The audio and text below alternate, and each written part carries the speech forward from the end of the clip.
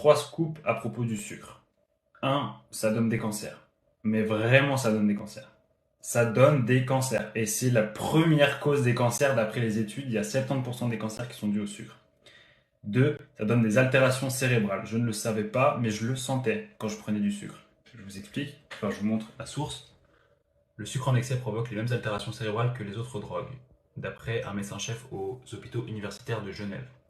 Et troisième truc, c'est ça. Une étude qu'ils ont fait en 2010 sur des rats, je vais vous la résumer. Simplement, les rats, il y avait 10 rats. Ils ont regardé, en fait, les 10 rats avaient soit le choix entre s'injecter une dose de cocaïne, et certains étaient déjà cocaïnomanes en plus, des rats cocaïnomanes, et d'autres avaient le choix, et d'autres pouvaient prendre du sucre, une boisson sucrée. Et ben 8 à 9 rats sur 10 ont choisi le sucre, et même les cocaïnomanes. Et du coup, mais comment arrêter le sucre? euh, Premier truc que moi j'ai compris, c'est qu'on a besoin de sucre. Et ouais, on a besoin de sucre. Parce que les fois où j'ai essayé d'arrêter le sucre et que même j'arrêtais de manger des fruits, j'étais tellement marteau dans ma tête, après ça allait pas bien du tout.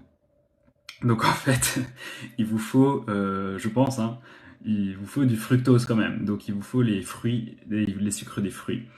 Par contre, l'ennemi, c'est le glucose. Ok, donc sucre simple, raffiné. Le sucre complexe, bon, je recommanderais pas trop de féculents quand même, mais bon, on va pas en parler, c'est un autre débat. Donc, le sucre rapide, le glucose, les bouteilles Coca, comment on arrête tout ça? La confiture, j'en passe, franchement, il est partout. Je vais faire une story précise pour raconter comment j'ai fait ça. Concrètement, un, comprendre que le sucre te rend dysfonctionnel. 2. Boire beaucoup d'eau, jusqu'à ce que les gens qui sont autour de toi pensent que tu es potomane et te le disent. Dans ce cas-là, tu bois assez d'eau. Ne finis pas en hyponatrémie, s'il te plaît, mais bois plus d'eau. 3. Je sais pas pourquoi je te tutoie, mais voilà. Des fois je vous vois, des fois je vous tutoie. Troisièmement, toujours dans l'alimentation en fait, parce que le plus simple pour arrêter une habitude, c'est de la remplacer par quelque chose.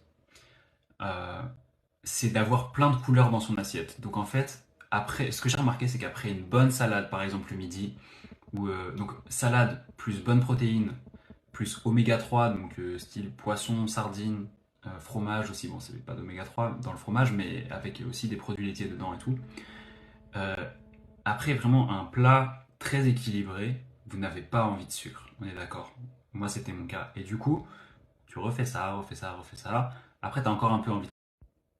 Je disais, après c'est possible, tu peux avoir encore un petit peu envie de sucre pendant un mois, 2 mois, 3 mois. Au bout de 4 mois, t'as plus trop envie, mais il faut faire toujours gaffe. Et au bout d'un an, en fait, tu te rends compte du subterfuge, de la farce que c'était ce sucre qui ferait vraiment un moyen pour, je vais le dire, pour contrôler les masses, pour qu'ils n'accomplissent pas leur destin.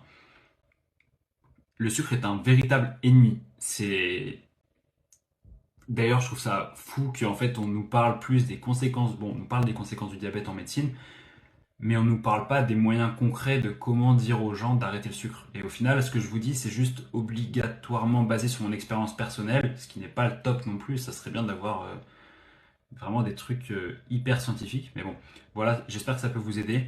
Dites-moi ce que vous en pensez de... Et déjà, est-ce que vous êtes toujours accro au sucre ou pas?